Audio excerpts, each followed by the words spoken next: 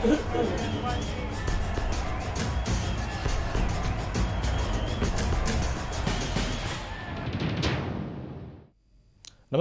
जेएनएन news के खास पेशकश मुख्यमंत्री कौन में आपका स्वागत है और मैं हूं मारूफ रजा। उत्तर प्रदेश में छठे चरण के बाद अब बारी है सातवें और आखिरी चरण की वोटिंग की। 3 मार्च को वोट डाले जाने हैं और सातवें चरण की वोटिंग के लिए 1 मार्च यानी गुरुवार को चुनावी शोरगुल थम हो गया। महीने भर की कशमकश के बाद अब सभी दलों के दिग्गज सीटों के गुणा भाग में लग गए हैं। सातवें चरण में 10 जिलों की 60 सीटों पर चुनाव होने हैं। पेश है इसी पर हमारी खास पेशकश मुख्यमंत्री कौन।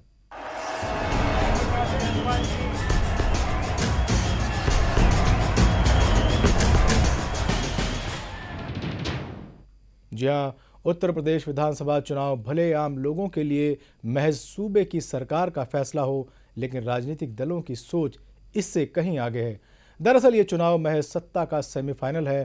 फाइनल तो 2014 में होना है और सभी दल इस चुनाव को फाइनल के मुकाबले की तैयारी के तौर पर देख रहे हैं। उत्तर प्रदेश में भले 3 मार्च को अंतिम चरण के लिए वोटिंग होनी है, लेकिन माहौल गुरुवार को शाम 5 बजे के बाद से शांत हो गया है। धुआंधार प्रचार करने वाले सभी दलों के सूरमा अब शांति से गुणा भाग में लग गए हैं। प्रचार थमने के बाद अब सभी को इंतजार है 6 मार्च का, जब 403 सीटों के नतीजे सामने आएंगे। उत्तर प्रदेश विधानसभा चुनाव भले आम लोगों की नजर में एक साधारण चुनाव हो, पर हकीकत इससे बिल्कुल उलट है। राष्ट्रीय दलों की नजर सिर्फ यूपी के चुनाव नतीजों पर ही नहीं है।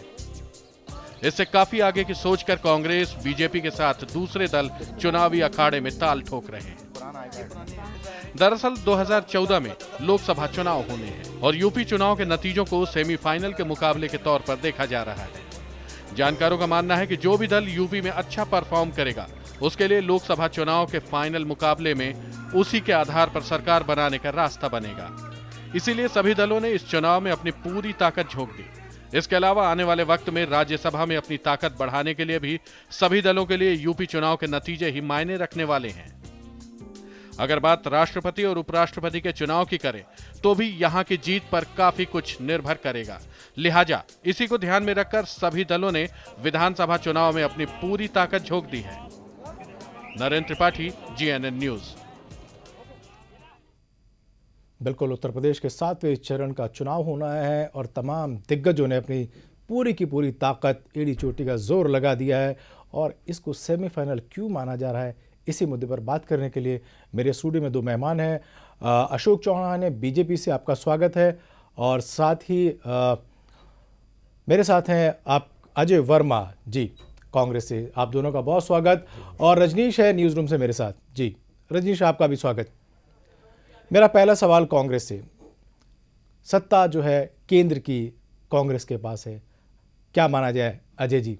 अगर ये सेमीफाइनल है तो क्या लगता है इस सेमीफाइनल में आप जीतेंगे, हारेंगे, या मैच टाई रहेगा, या रेस से बाहर हो जाएंगे? अखलाक साहब, ये उत्तर प्रदेश का चुनाव इसलिए भी महत्वपूर्ण चुनाव है कि 75 जनपद इसमें हैं और देश का सबसे बड़ा प्रदेश ये जनसंख्या के आधार पर माना जाता है और हिंदुस्तान के कई प्रधानमंत्री यहाँ से बनाकर भेजे हैं। जी, इस बार परिवर्तन का युग है। जी, परिवर्तन की लहर उत्तर प्रदेश में चल रही है। विकास के नाम पर जी, लोगों ने पुरानी सरकार को नकार दिया है।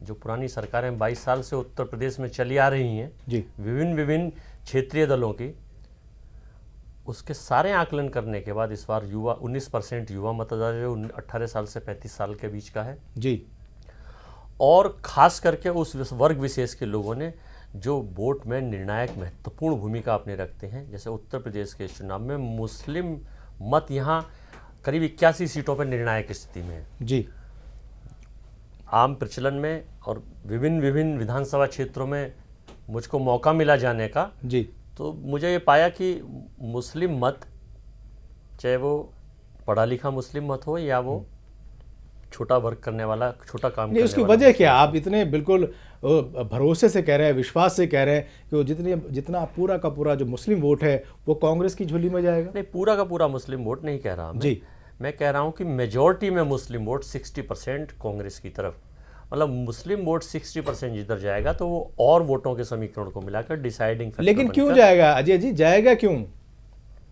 इसलिए जाएगा जी। कि उत्तर प्रदेश में उसको दिख रहा है कि कांग्रेस पार्टी ही एकमात्र ऐसी पार्टी है जो सर्वदलीय सारे मूवमेंटों के तहत पॉलिटिक्स करती है, किसी एक जात की या एक धर्म की या एक गुणा की या एक स्टेट की राजनीति करा करती।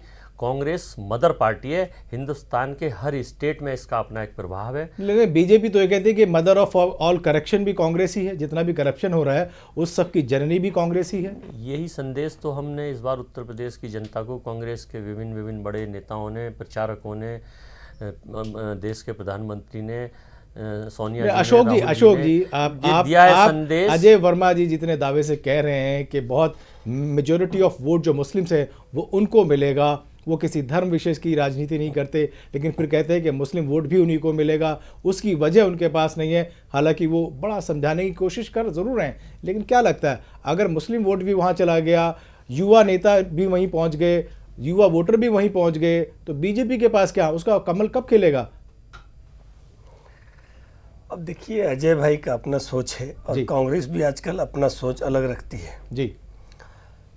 उत्तर प्रदेश में कितने कॉन्फिडेंस के साथ हैं ये तो हम देख रहे हैं इनको जी। बनारस में राहुल गांधी जी ने अपना प्रेस वार्ता किया था, उसमें उन्होंने कहा जी कि मैं 2 सीट जीतूं या 200 जीतूं, मैं लड़ता रहूंगा। 200 भी तो कही थी जी। आप सुन लीजिए, आपको पूरा बोलने का मौका दिया जी जी। बेनी प्रसाद वर्मा का सुन लीजिए, सलमान खुर्शीद जी का सुन लीजिए, श्रीप्रकाश जायसवाल जी का सुन लीजिए। ये सब पता नहीं क्या हो गया इनको, उत्तर प्रदेश के चुनाव में ही ये आरक्षण का, फिर ये आरक्षण की बात भी करते हैं, मुस्लिम की बात भी करते हैं, फिर बेनी प्रसाद वर्मा की बात करते हैं, फिर कहते हैं कि हम तो सर्वधर्म स्वभाव वाले मन के हैं, सभी धर्मों को साथ लेके चलते हैं। आप क्या कहते हैं? आप इन मुद्दों को मानते हैं कि इन मुद्दों को मद्देनजर रखेगी उत्तर प्रदेश की जनता और दोबारा से 5 साल बाद जो है आपका जो है कमल वहां खिलेगा? कौन से ऐसे मुद्दे? देखिए अजय भाई की एक बात तो मैं बहुत अच्छा मानता हूं, मैं उस पर सहमत भी हूं कि इन्होंने कहा कि जो वर्तमान की सरकारें हैं जी, उसके खिलाफ आक्रोश है जी। केंद्र में इनकी सरकार है जी, और केंद्र में जितने इन्होंने गुलछड़ियां भारत में उड़ाए हैं जी, जो सारे के सारे उत्तर प्रदेश और दिल्ली की जो सरकार है जी, वो एक दूसरे को रिकॉर्ड को पीछे उत्तर प्रदेश की बात करें, एक दूसरे को पीछे छोड़ के जाना चाहती हैं जी। दिल्ली में जहां आधे से ज़्यादा मंत्री जेल में हैं, वहीं उत्तर प्रदेश में भी आधे से ज़्यादा मंत्री जेल में हैं, बाहर हैं, और वहाँ पे कानून ने इनको जेल भेजा, यहाँ लोकायुक्त ने भेजा है। एक वहाँ से महाराजा भ्रष्टाचार की सारे सीमा तोड़ना चाहती हैं, तो इधर से महारानी भी लखनऊ से दम ठोक रही हैं। इसलिए उत्तर प्रदेश में इनकी बात से मैं सहमत हूँ कि उत्तर प्रदेश की जनता ने यह तय कर दिया है जी कि वर्तमान सरकार की जो कार्य प्रणाली है जी उसमें परिवर्तन करेंगे और एक जो साफ सुथरी भ्रष्टाचार मुक्त सरकार दे सके वैसी सरकार बनाएंगे, और ऐसी सरकार बीजेपी दे सकती है, वो भारतीय जनता पार्टी देगी। रजनीश अशोक जी कह रहे हैं कि साफ सुथरी सरकार जो दे सकती है वो सिर्फ बीजेपी ही दे सकती है। कितना इसमें आपको लगता है कि दम है कि वाकई जनता जो है इस सोच के साथ वोट डाल रही है कि उसको साफ सुथरी सरकार मिलेगी तो वो बीजेपी के जरिए से और बीजेपी के आने से ही मिलेगी? मारूफ, अगर हम बात करें चुनाव, उत्तर प्रदेश के चुनाव की शुरुआत से ही तो आज तक का रिकॉर्ड रहा है 2007 तक का कि जितना मतदान पड़ रहा है उतना मतदान कभी नहीं पड़ा।